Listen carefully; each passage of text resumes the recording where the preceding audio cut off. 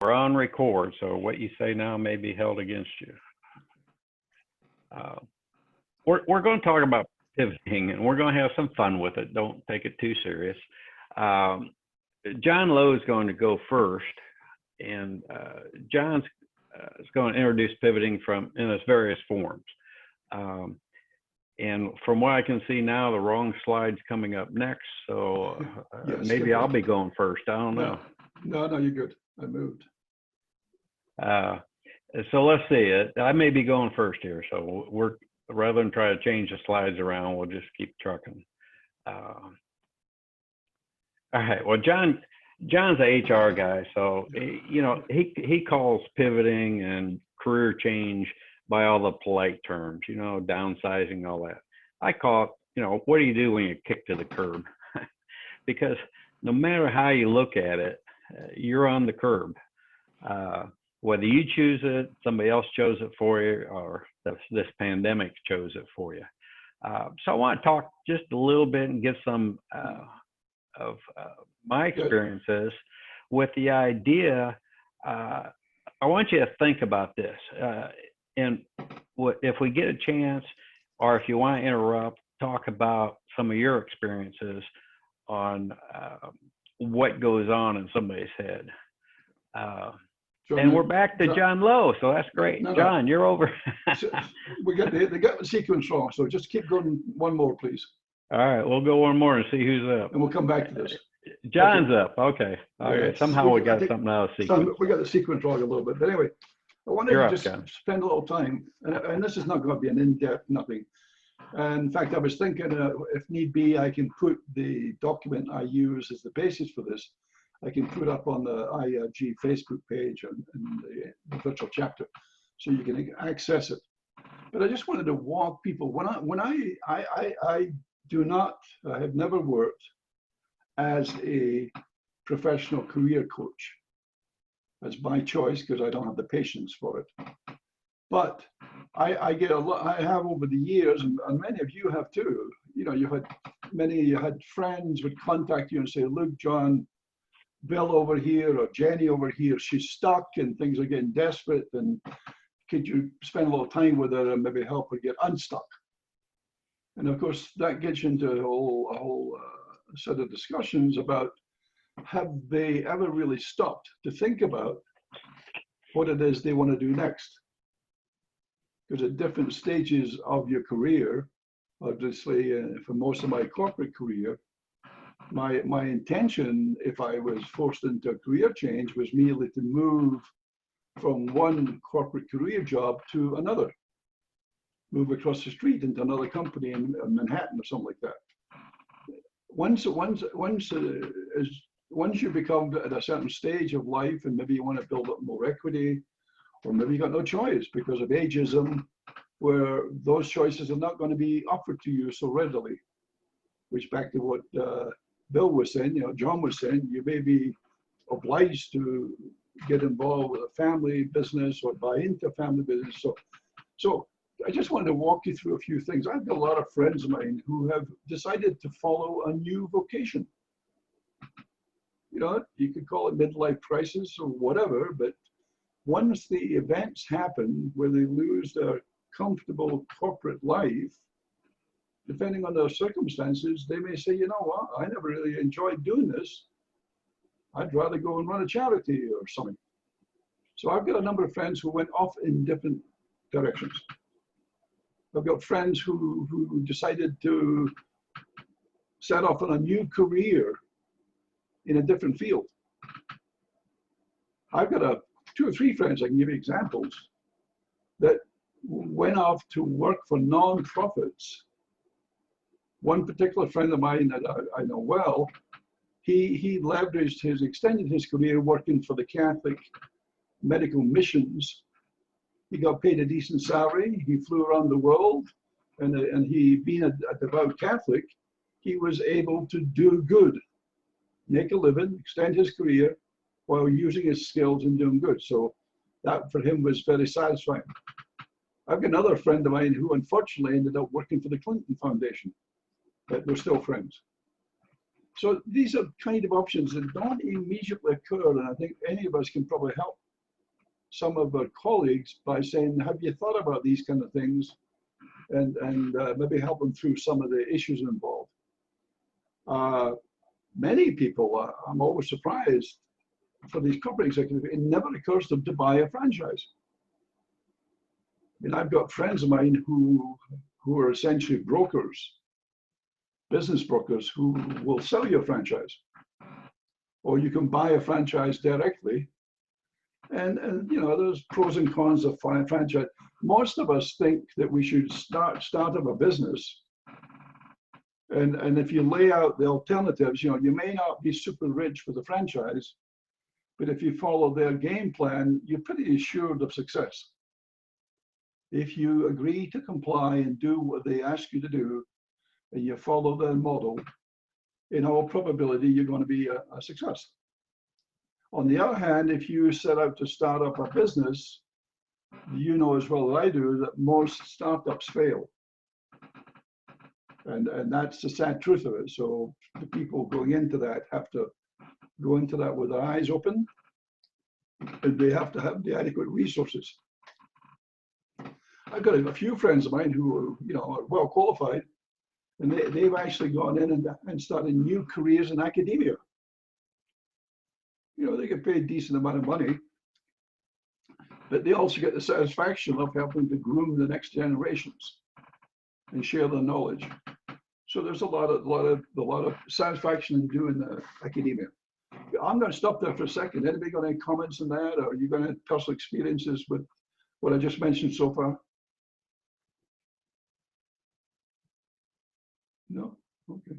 Well, I assume that you've got friends of yours who've done any of those things. John, this is Simon. Yeah, it's yours, Simon. Hi. Hi. I think one of the hurdles that people need to get over with franchising is that, firstly, a lot of franchises are not, and I use the word carefully, kind of terribly sexy. They're very solid, profitable businesses. You can actually make more money working less hours in a franchise than you could in a professional role sometimes. But you know, a lot of people kind of turned off at the idea of pizzas or printing, or but they're very solid businesses. Yeah. And I think there's also the fear that once they go in that direction, there's no going back, that they're burning a bridge. That if you have to explain why you've been a franchise owner for 3 years, if you're trying to get back into professional life, it's very difficult to kind of justify why you're coming back. Good point. Yeah, good points. Yeah, I should mention one of the things I found out along the way is, you know, believe it or not, the legislation and regulation in the US, the regulation and legislation around franchising is some of the most complicated and restricted laws that we have. And that is because there was such a lot of scandals about franchising in the early days. So franchising is highly regulated these days. So unless you're a total idiot and allow yourself to get in bed with some of the wrong broker or somebody, the industry itself is well regulated today. So if you can talk to any of your lawyer friends, they'll tell that to you. That that's not the case overseas, where there's almost no regulation of franchising overseas. Bill Edwards or somebody can tell you about that. But in the US, it is highly regulated and very safe, typically. So there's a lot of different. Sorry, John. Yeah, that's absolutely right. And I don't want to be negative on franchises. Look, you know, if people are tired of the sort of corporate grind and they would like to be their own boss, there's probably no better way to do it in a business that's substantially de-risked, because as you say, they figured out the business model to a larger extent. You're just sort of executing it. Yeah. I think the key, if anyone is looking at franchising, and I think everyone should, is to find a really good broker, because a good broker will not try and push you in a certain direction. They'll learn all about you first and what your preferences are. And then there are so many different franchise sort of opportunities out there. I mean, I think last time I looked, it was like 5,500 or something. right? There are so many that a good broker will find the right kind of sector for you and the right looking franchise based on how much you can invest, the kind of lifestyle you want. Do you want to expand this? How much income are you trying to make, and so on and so on. So there are definitely people out there who can help you to do it, and you should use them rather than try and figure it out yourself, because you're not going to sit down and figure out 5,500 different options, not in one lifetime. And you're absolutely right, because it's highly regulated. A really good franchise lawyer is going to help you massively, and the same broker can put you in the direction of one of those. Points. Very good point, Simon. Thank you. John, this is Bill Brimmer. If I could just tag on to that for a second, that good information that gentleman gave, because I was a franchise coach as part of what I did with career coaching at one time.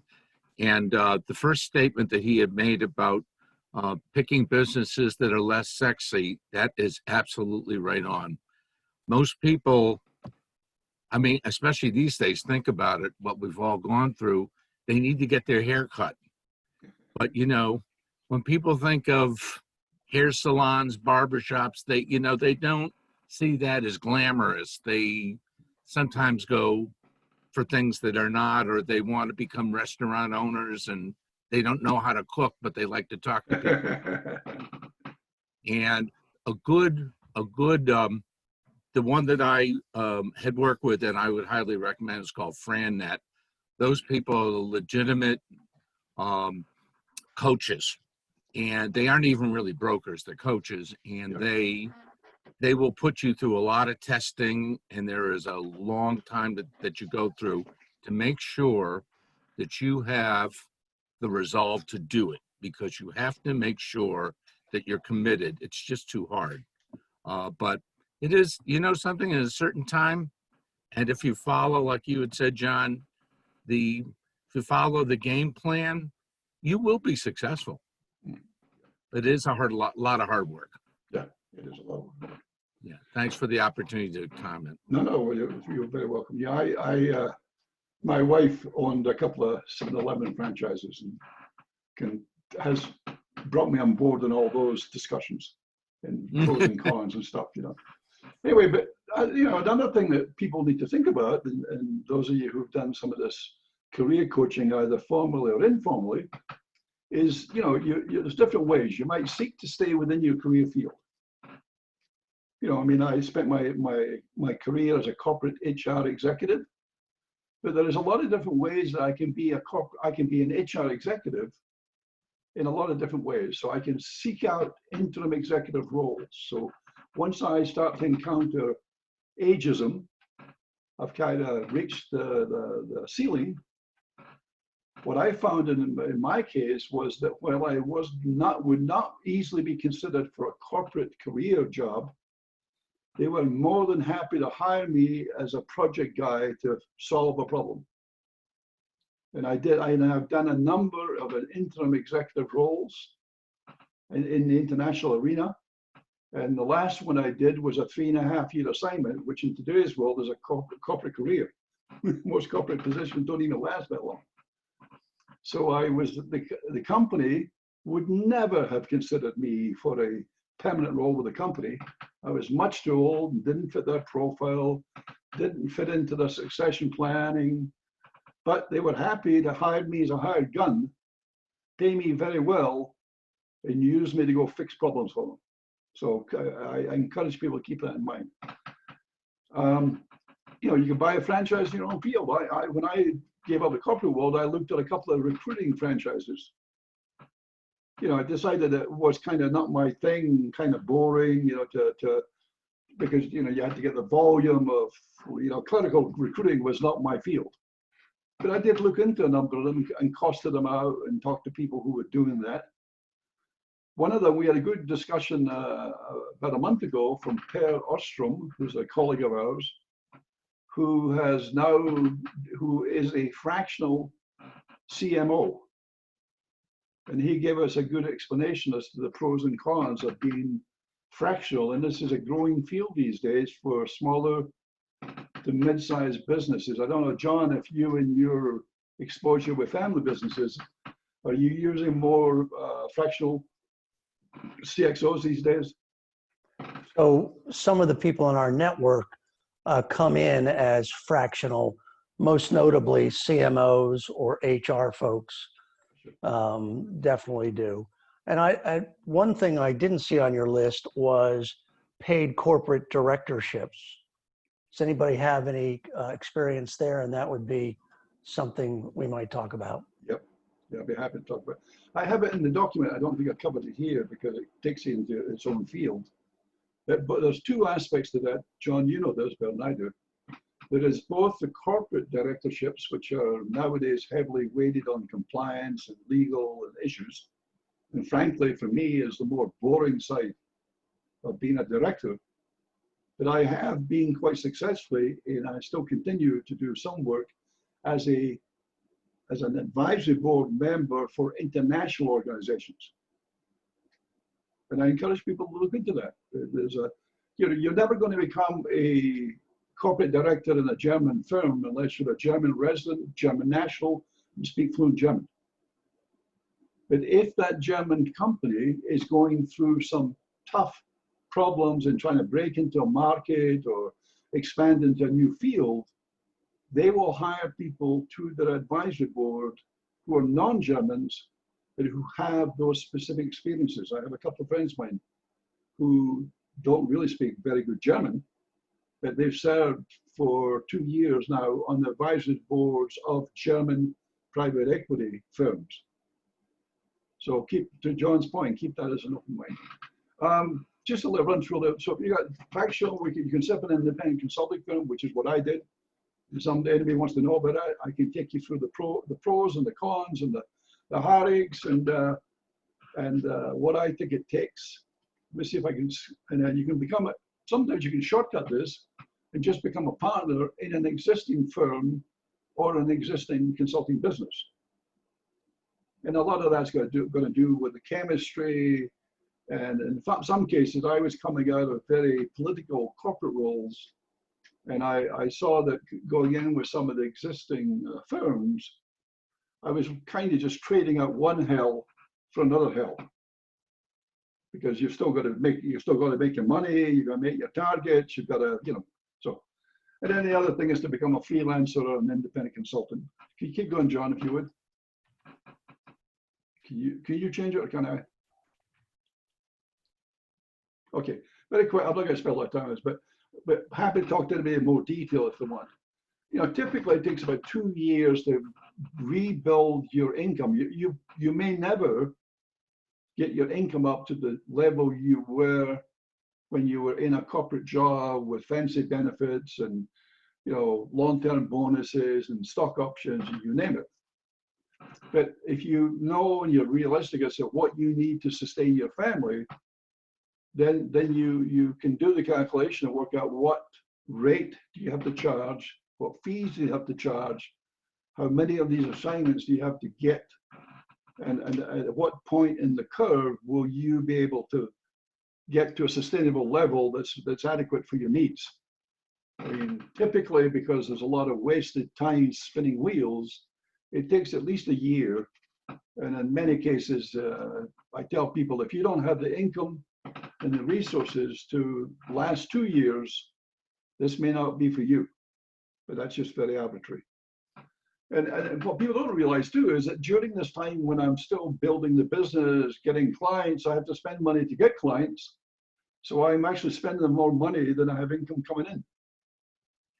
So I'm kind of dipping into my savings account. So that's just a fact of life. You have to go out and be visible and talk to people and meet people, but you don't have an income. I encourage anybody who's doing this to create a business plan and a budget. And you'd be surprised how many colleagues of mine they want to wing it. They don't want to do this because it's no fun. Bill, you've had this experience? Definitely. And I will tell you this, there is an organization called SCORE. Yep. That is all over the nation. And here in Connecticut, we've got I think there are 5 chapters. Their services are free. They're retired business executives, and they help you with the business plan. Yeah. And they also coach you along the process to make sure that this is what you do really want to do. And if I may touch on a point that you had mentioned, John, that I just really want to do a shout out around, is that if you are going to start your own business, it's about selling. And no matter what business you go into, you have to be out there doing business development. And it's the one blocker for many people if they've never done it. And I know, John, you were in HR. Most HR people have no, you know what I mean? Maybe they sold things when they were in school, but their profession was not about selling.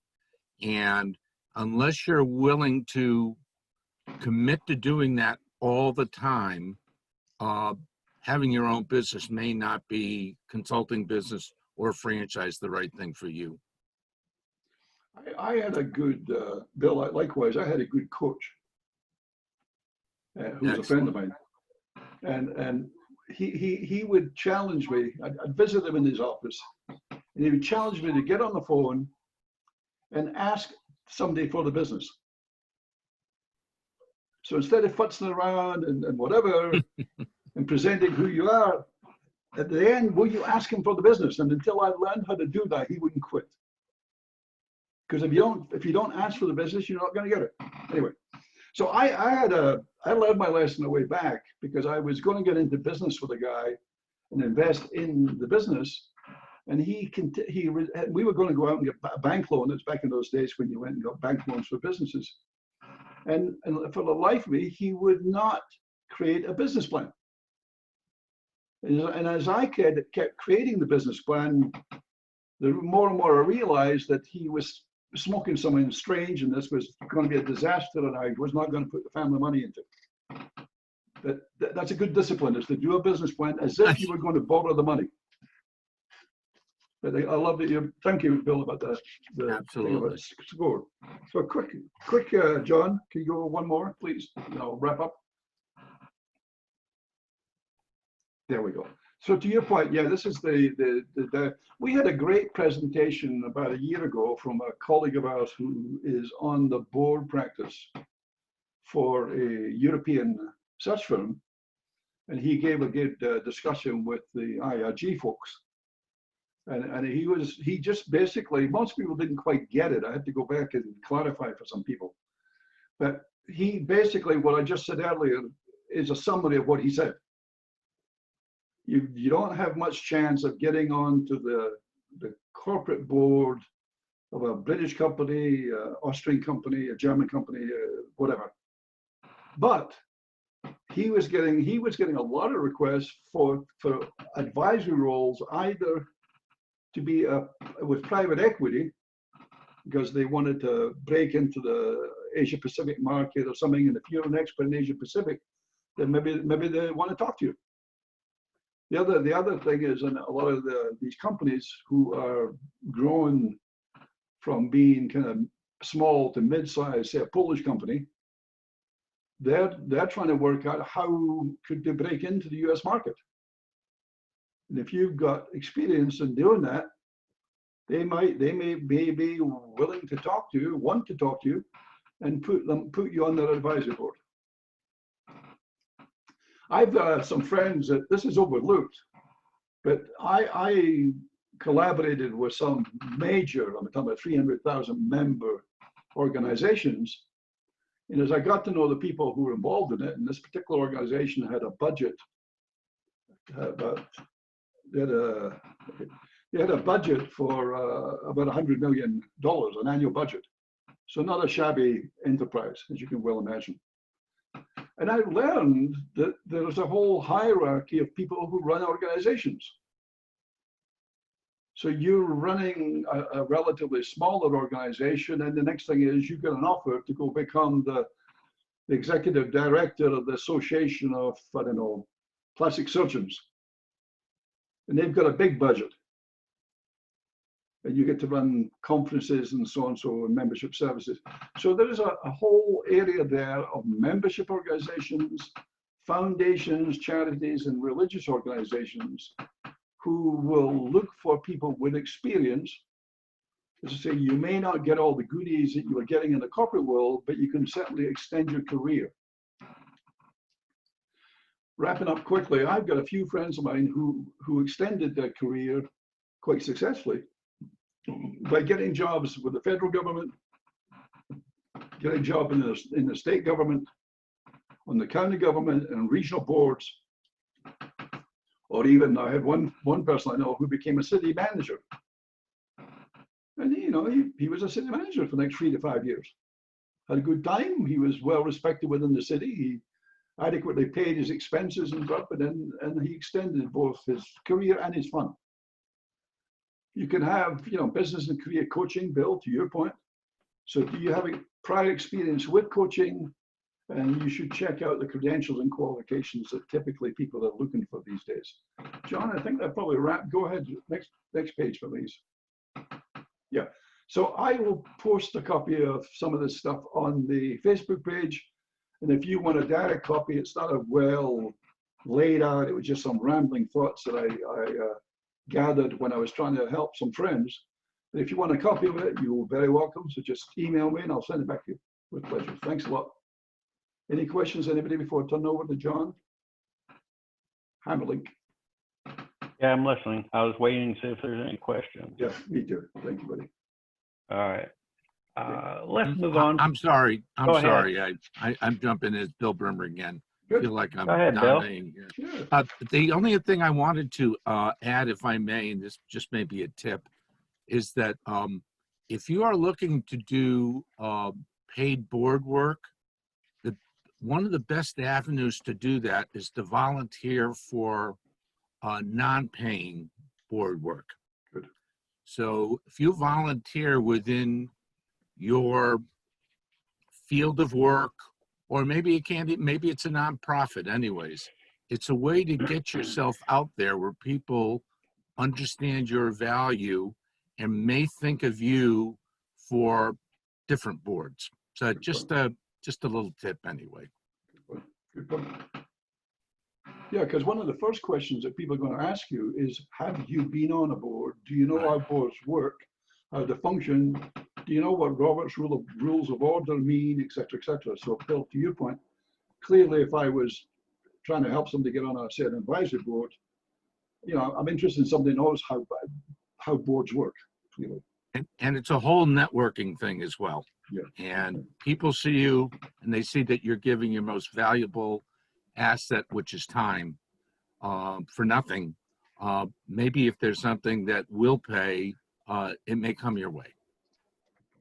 If I can add to that, on that slide that you finished with, you mentioned NACD, which the National Association of Corporate Directors really has been historically the province of billion-dollar companies and large corporate boards.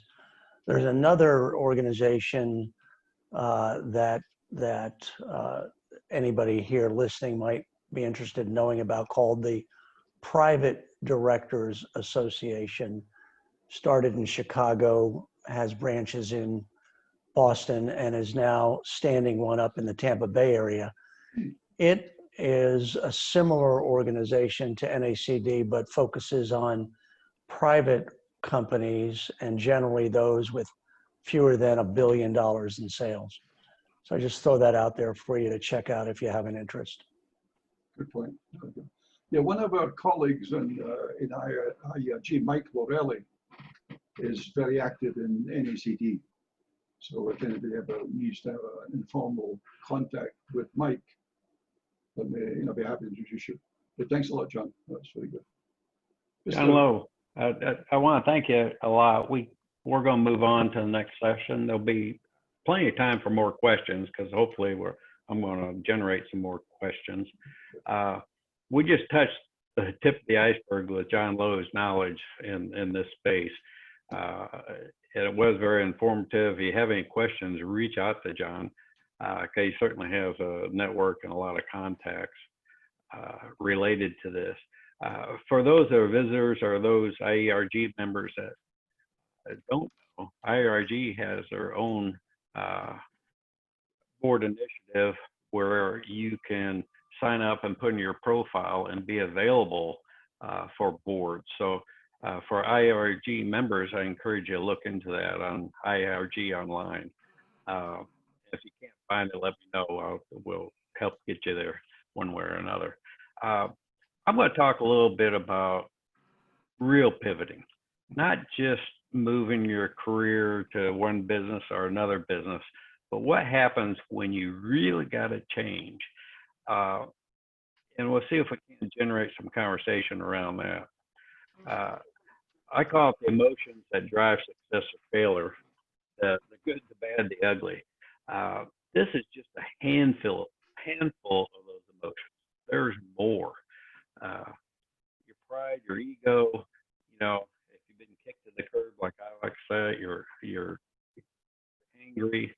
You could be putting yourself in a point of desperation where you have to jump on something quick. You know, it will tear down your confidence. And safety and security, you know, Maslow. Yeah, John, you're fading in and out. I'm sorry. Hold on a second. Let me try it this way. All right, am I clear now? Hello? Well, that's not good. No, you're better. That was better. Okay, okay, sorry. So all these things play into it. And, you know, Maslow hierarchy of needs still pertains. Safety and security is probably your first concern, especially if you have a family. You know, you have to commit to another course. You know, they're just tough things. And I'm sure some of you out there have other emotions that come into play when you have to pivot. Even if it's your own choice, these emotions come into play. And they can make a difference between success and failure. You have to recognize them, you have to understand them, and make sure you deal with each and every one. It might just be your emotions, it can be your wife and your family's emotions. And we talked about franchises, and you got to know where you're going. You know, there's a lot of proverbs out there. If you don't know what your destination is, the chances are you aren't going to reach it. So what is your actual goal into making this change, especially if it's a career change? You know, when we move from one company to another, you know, we all trying to build up our capital and knowledge and get more money, get more prestige, advance our career, et cetera, et cetera. But when you're making a pivot, you know, what's your goal of that pivot? Is it to, you know, follow your passion? Is it to get away from the things you don't like about your current role? Is it to change locations? Is it to travel the world? You know, there's all kinds of things. But as John mentioned, you need to have a plan. You know, don't. And I'm going to share some instances with you where I didn't have a plan. I just jumped into it. To give you an example. And you also have to have the resources. That was talked about during John's presentation, that, you know, this takes time. Even if you're going for a franchise, you know, it takes time to pick the franchise, get onto the franchise. Most franchises, you have to go for training. I think McDonald's training is like 9 months. So you better really understand what's going on. And there was some good advice on getting mentors and people that know about this stuff. You have the commitment from others to make this pivoting. Some of you may have pivoted without talking to your spouse or your family and the impact that might have on them. But, you know, when you pick one of those two roads, what does your success look like? Will you know when you arrive there? Is that goal your idea of success, or was it just a goal you put out there to reach? And share your vision with other people.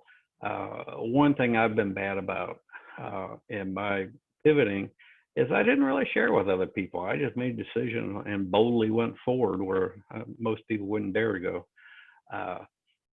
But people like John Lowe, Brennan, John Foster, Simon, if you're deciding to do something, talk to other people, find out, what their experiences are, find out if they have connections. In one case, I worked so hard on the job, I hadn't networked. I didn't know about networking. When it came time to pivot, I had nobody to talk to. So think about these things. If you're in a corporate role, chances are you aren't doing some of these things that you're going to have to do if you actually pivot. Are you prepared for change? Things are going to be different. Franchise work is different than your corporate job behind that desk, regardless of how talented you were. Things are going to change in your personal life. And you can think about what those might be, but you may not be able to play golf every other afternoon. Your friends are probably going to change.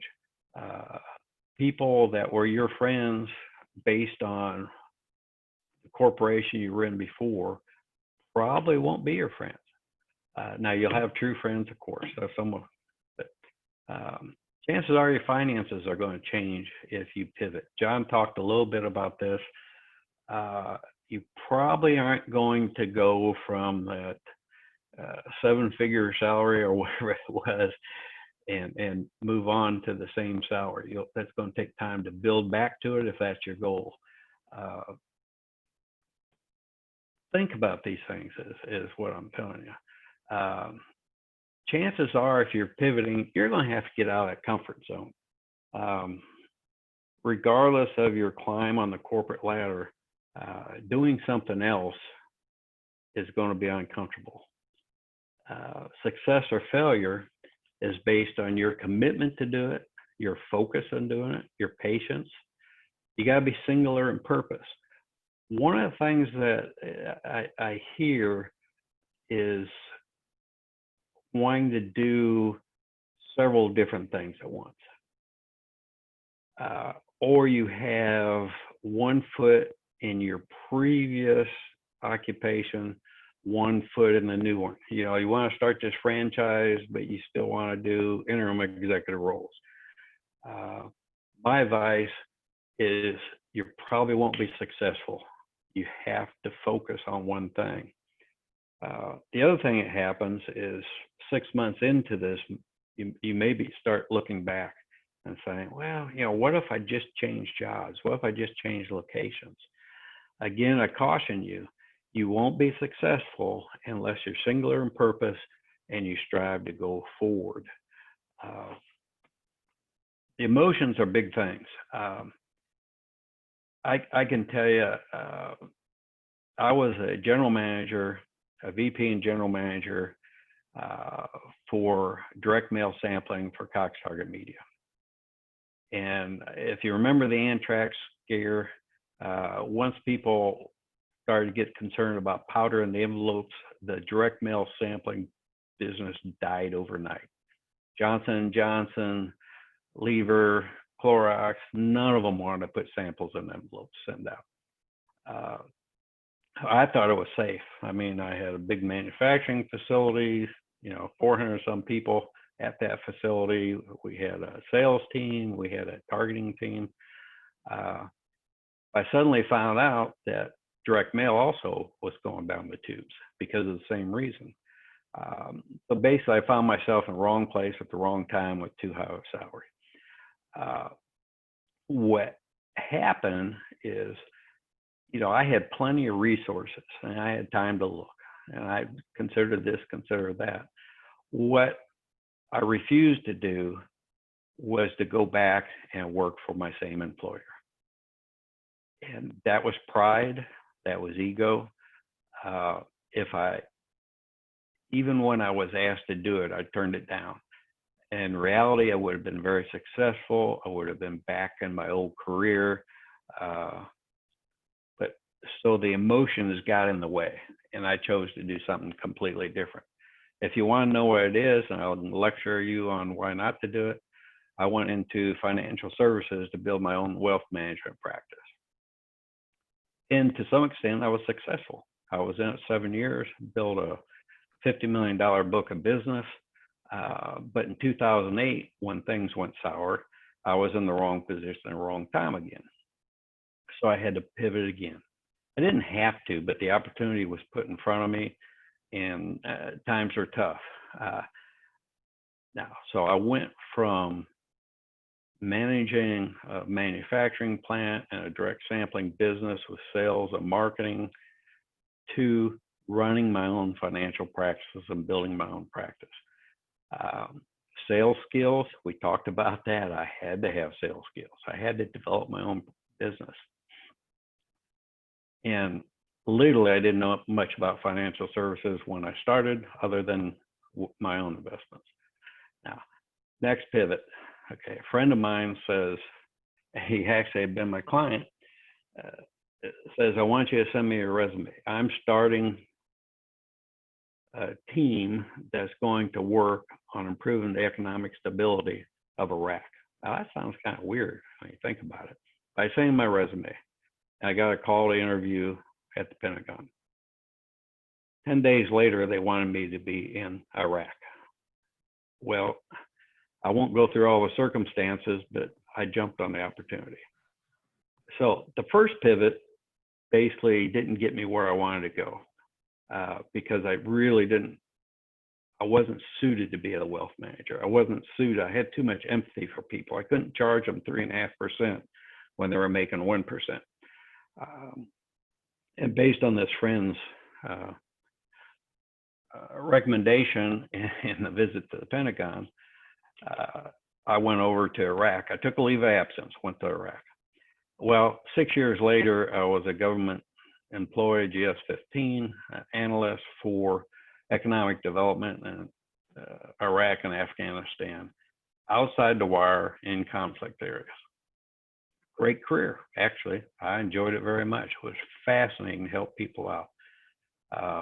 A lot of danger, but in reality, it enabled me to retire from the federal government.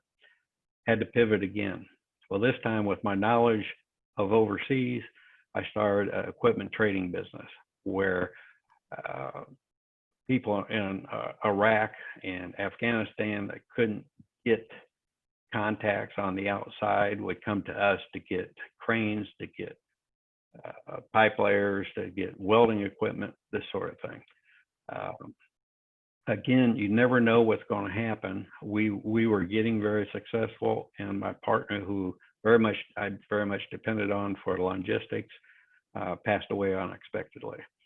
So I had to pivot again. Well, this time I put a little thought into it, established my goal, and decided I no longer wanted to travel. I put more than 1 million air miles in over the last 6 years, and wanted to stay at home. So my purpose entirely and my goal was to be able to make a living while staying at home. And I did that by studying and becoming an expert on search engine optimization. So I said all that just to give you some examples. When I was in the financial services, I still kind of had a leg in wanting to be back in manufacturing. I was committed once I got into the government because it was a very unique opportunity. With what I am doing right now and having my own business, is I resist opportunities for interim assignments now. I resist opportunities for consulting assignments now. I'm focused on my business, and that's what creates my goal. This is my last slide. The road to success is always under construction.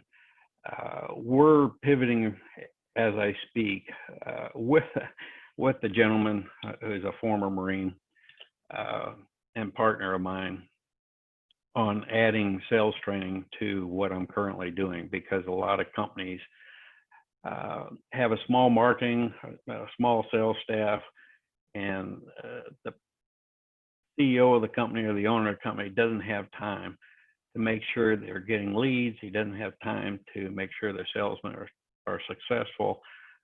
So we're going to provide packages to do that for the people. And I just said that because you have to keep up with technology. You have to keep up with your training.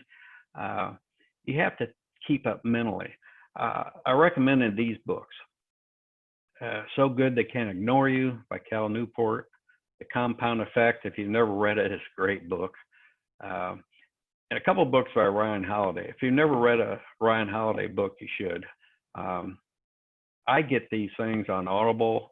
I listen to them while I'm walking my dog a couple miles each morning. Ego is the enemy. When you're in a pivoting or a career change like this, your ego can get in your way. And he described this much better than I could. Positive thinking is very important. It's too easy to get negative when you are the one that's doing it all. You don't have a team of people that you can just yell at to go take care of this or take care of that. Now, I did some quick talking because we're getting towards the end of our hour. But I want to encourage you, does anybody have any questions about these emotions and feelings? I know my stories were kind of short, but I hope you got the idea, pivoting is dangerous and you have to be committed to it. John or anybody else, you have any questions? Thank you, I'd John. like to add something. A couple of things that you said, John, and I've got my own stories on pivoting, which I won't bore everybody with right here. But the singularity of purpose is a message that I hope everybody heard. It's so natural for us to keep one leg in that comfort zone camp while we venture out into another new opportunity. And the dilutive effect of not being able to rally yourself, focus yourself around a new vision is pretty counterproductive.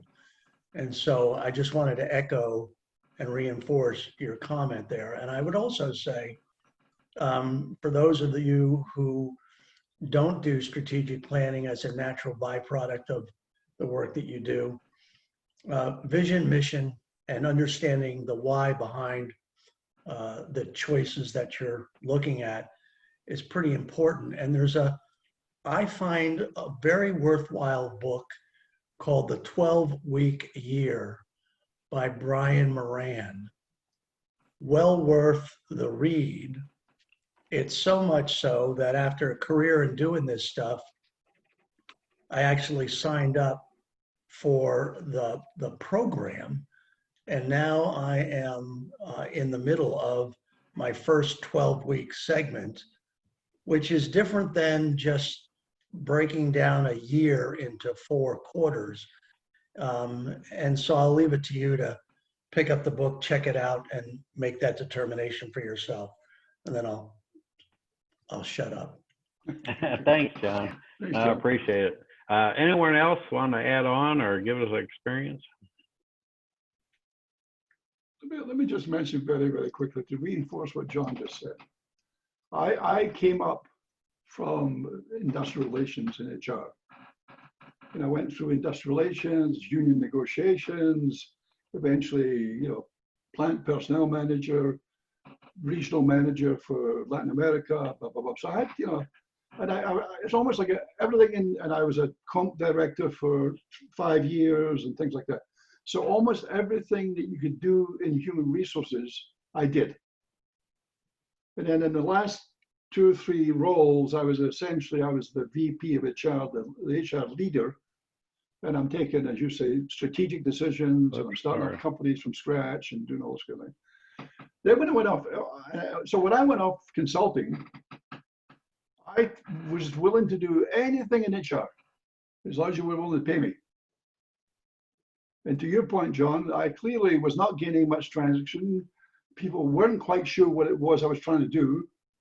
And I give a lot of credit to a good friend of mine who currently has been for a while with Deloitte.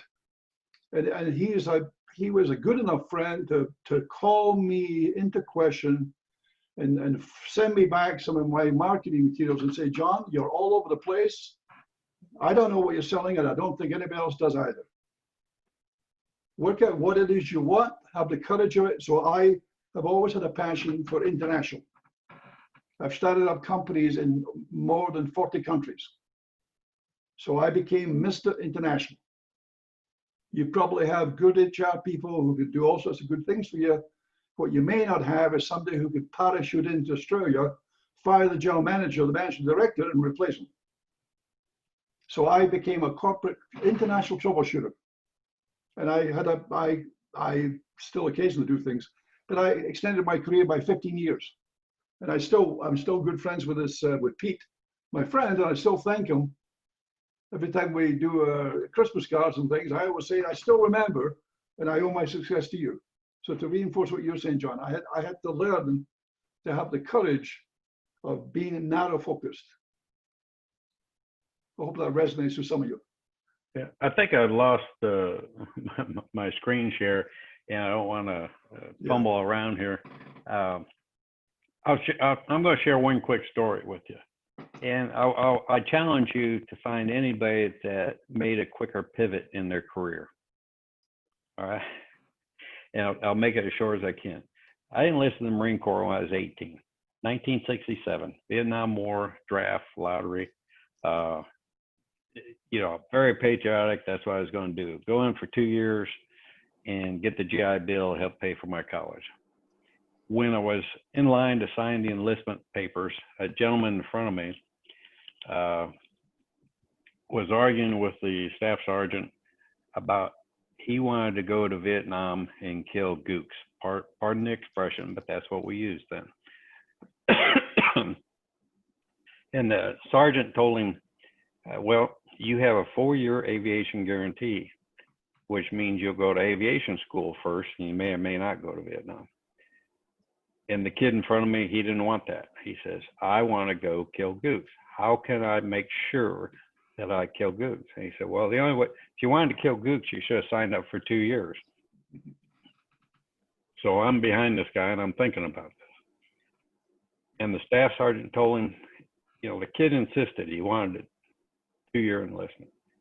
Staff sergeant told him, well, the only way you're going to do that is you find somebody dumb enough in this line to switch with you. At that moment, I tapped him on the shoulder and says, I'll switch. So rather than a 2-year enlistment in the jungles, I took a 4-year enlistment and got certified as an aviation electrician on F4s. I still spent my time in Vietnam, but I wasn't laying in the rice paddies. So I'll guarantee you that's the quickest career pivot you'll ever find. And if anybody has a quicker one, let me know. John, you want to wrap up the meeting? I don't know if you can see the slide. No, you don't need the slide. But anyway, just thank you very much, Neil.